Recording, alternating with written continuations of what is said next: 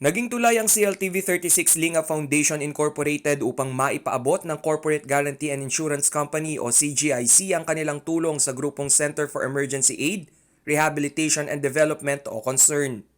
Ang CONCERN ay isang NGO na tumututok sa mga kabalan nating bumabangon pa rin mula sa pananalasa ng bagyong Ulysses. Nitong December 16, iniabot na ng CGIC ang financial assistance sa CONCERN.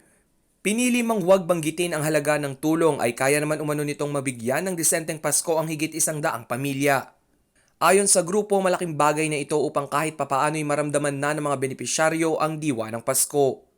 And we will be giving this package of relief goods to 100 families in Masantol, particularly the left bank, and 50 families of Macabebe, which is Candelaria, para sa ganitong kanilang pangangailangan. Tiniyak naman ng CLTV Linga Foundation at ng CGIC na palaging bukas ang kanilang tanggapan upang magpaabot ng tulong sa oras na lubos na nangangailangan ng ating mga kababayan dito sa gitnang Luzon. Maliban kasi sa mga nagdaang bagyo, nakikibaka pa rin ang karamihan upang makaalpas sa dagok na dala ng COVID-19 pandemic.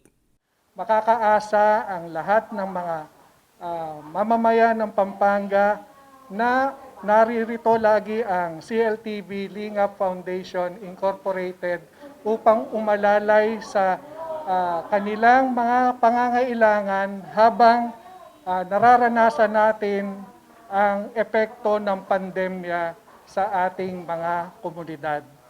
Whatever you have today, you always share that to the less fortunate. Ayon kay CGIC Marketing Head Levi Adrian Laus, parte na ng social responsibility ng Laus Group of Companies ang siguraduhing ligtas at hindi nagugutom ang ating mga kababayan. Isa raw ito sa mga maituturing na legasiya ng kumpanya kung saan pinangangalagaan din ang kapakanan ng publiko.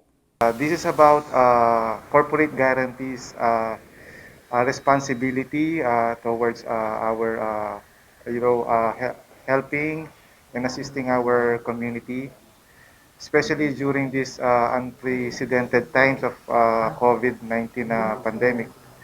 So, Rainiel Pawid, CLTV News.